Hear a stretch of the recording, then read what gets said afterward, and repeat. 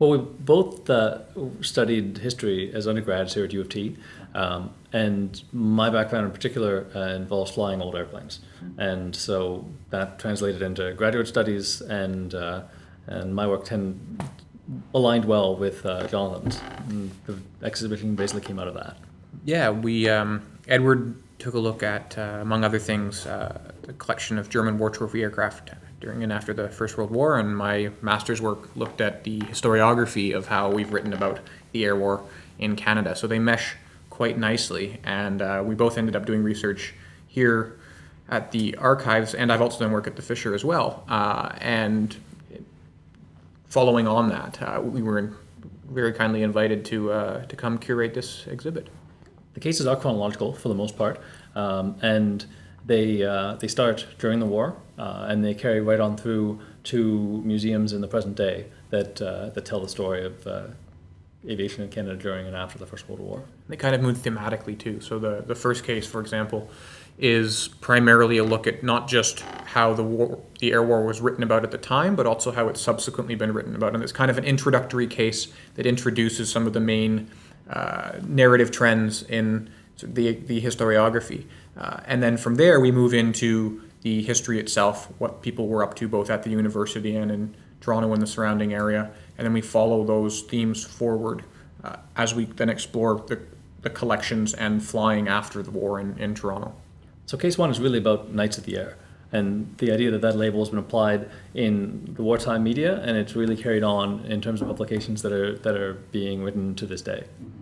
And then case two takes a look at Toronto during the war specifically, and the training programs that were set up in Canada and in Southern Ontario. So the Royal Flying Corps Canada, and then later the Royal Air Force Canada, they trained thousands of pilots, and that case attempts to demonstrate both what the air war itself would have been like to experience outside of the narrative of the aces. So much of the war was really driven by the need for observation, for photographic reconnaissance and so forth, as well as training. So while we tend to think of the gallant aces and knights of the air, the reality was much more mundane and much more dangerous in many ways. And that case attempts to bring to life some of the aspects that these pilots would have been living, both from training and then as they worked their way overseas and into the skies over France and Flanders. The other important element in case two is the highlighting of the No. 4 School of Military Aeronautics. A big part of U of T's contribution to the First World War. It's been highlighted in previous exhibitions, but we thought we'd be remiss if we didn't acknowledge it in this one.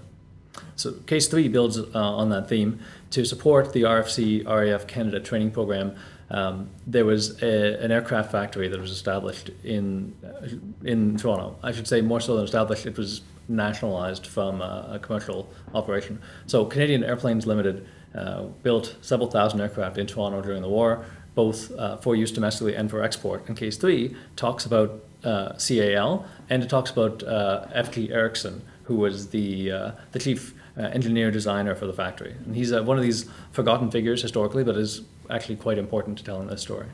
And from the standpoint of collections and texts and so forth, there are some really interesting photographs of him and the aircraft that he was in charge of with CAL, but also he produced publications as well, so things like Aviation News and stuff. And these are important documents to try to get a sense of how to tell the history of this sort of forgotten aspect of the air war in wartime Toronto.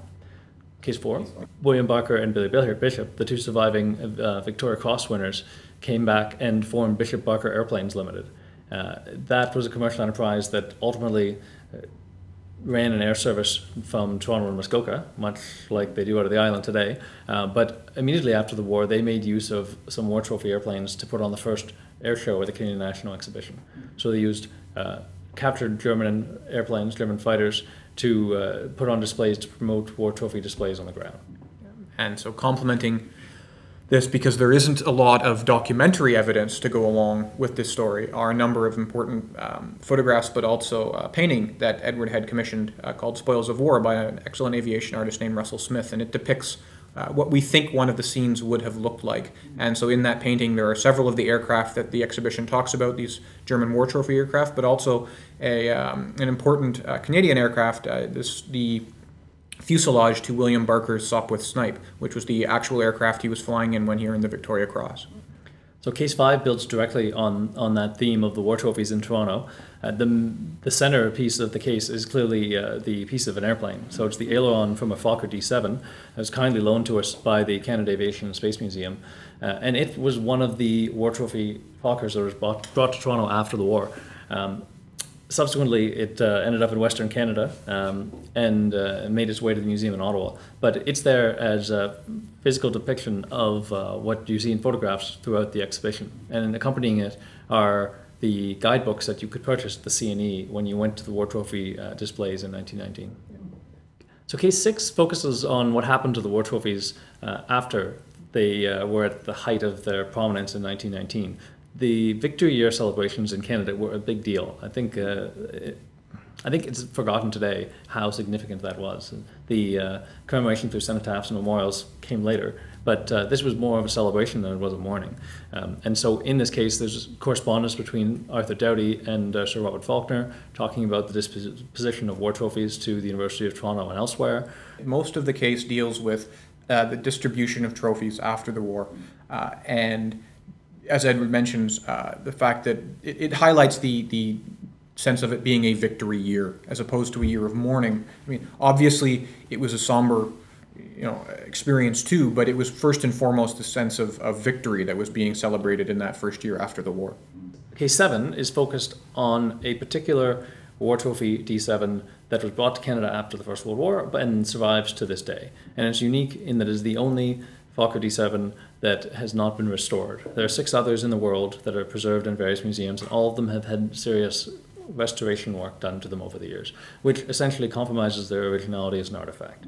So in this case, we demonstrate the provenance of the aircraft from 1919 through to the present day, and we provide some context around the conservation work that's been done on it in that period, which is quite minimal. And it's a notable aircraft as well because it was it's the only surviving aircraft that we have from the first Canadian Air Force. So we talk about the RCAF and the Royal Canadian Air Force today, but an early genesis of that was the CAF rather than the RCAF in late 1918 and early 1919, and this was one of the aircraft actually flown by those pilots. And so in that sense, it has a particular importance, not just as an artifact that is very rare, but also as one of the only, in fact, the only surviving aircraft that was flown by Canadian airmen as part of the CAF. And then Case 8 looks at the way this story has been examined and told, or not, over the years. Ken Molson is the person who has done the most work on the subject of war trophies prior to myself, more or less, and that's why there's a few of his published texts and my master's thesis in this case. It also looks at some of the institutions who inherited these artifacts over the years. So the National Aviation Museum, now Canada Aviation and Space Museum, came out of a small museum at the National Research Council, which was started by John Parkin, who spent many years here at U of T as a professor in the Faculty of Engineering. So what this case is basically doing is telling the story of where many of these collections and items that we've been looking at throughout the previous 7 cases end up. So they eventually find homes, and it's the story of how they get to those specific locations. And in the process, we trace sort of the lineage of particular aircraft, primarily German aircraft, which had a tie either to Doughty because of the war trophies or to Toronto because they were flown by Canadian airmen.